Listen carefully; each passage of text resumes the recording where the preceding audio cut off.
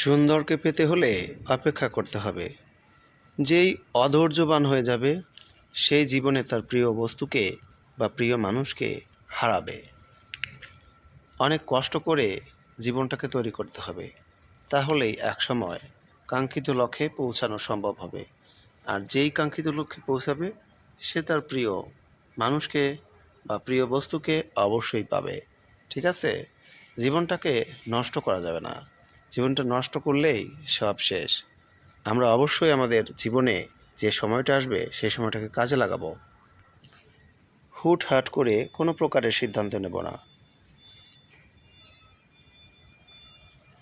বুদ্ধি করে চলতে হবে। প্রতিটি কাজ এমনভাবে করতে হবে যেন ভুল না হয়।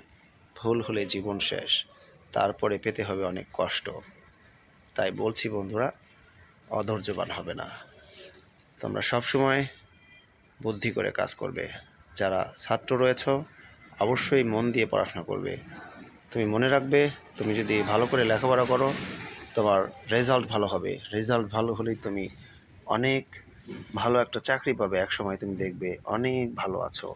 তুমি তোমার প্রিয় মানুষকেও কাছে পাবে। সবাই তোমাকে ভালোবাসবে।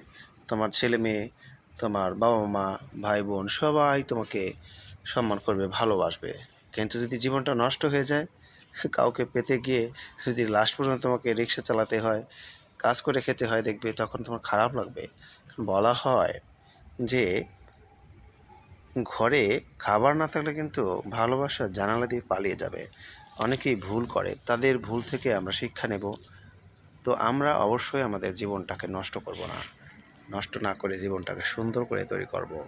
আর সুন্দরভাবে যখন জীবনটা তৈরি হয়ে যাবে তখন আমরা আমাদের জীবনের কাঙ্ক্ষিত সেই বস্তু যেটা আমি চাই বা তুমি চাও সেটাকে পেয়ে যাবে। তখন তোমার খুব ভালো লাগবে। আরও কিছু কথা বলছি, সেটা হচ্ছে বন্ধু নির্বাচনে খুব সাবধান। যার তার সাথে বন্ধুত্ব করা যাবে না। যারা শয়তান রয়েছে, খারাপ রয়েছে, নেশাগ্রস্ত রয়েছে, তাদের সঙ্গে বন্ধুত্ব করাই যাবে না। বন্ধুত্ব করলে দেখবে তুমি ধ্বংস হয়ে গেছো। যার বন্ধু যেমন সেও তেমন।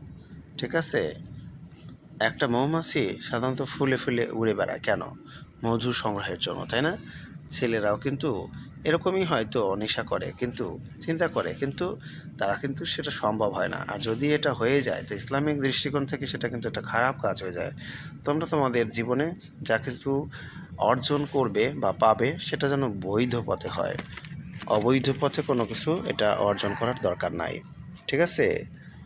ওই ঘুষ খাওয়া, সুদ খাওয়ার চেয়ে মরিচ দিয়ে ভাত খাওয়া অনেক ভালো।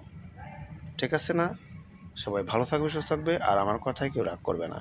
যদি জীবনে গন্তব্য স্থলে পৌঁছাতে চাও, এই যে ধীর মুষ্ঠে যেভাবে আমি ধরে রেখেছি, আমার এই ভেতরে যে জিনিসটা আছে সেটা কিন্তু কেউ নিতে পারবে না, তাই না?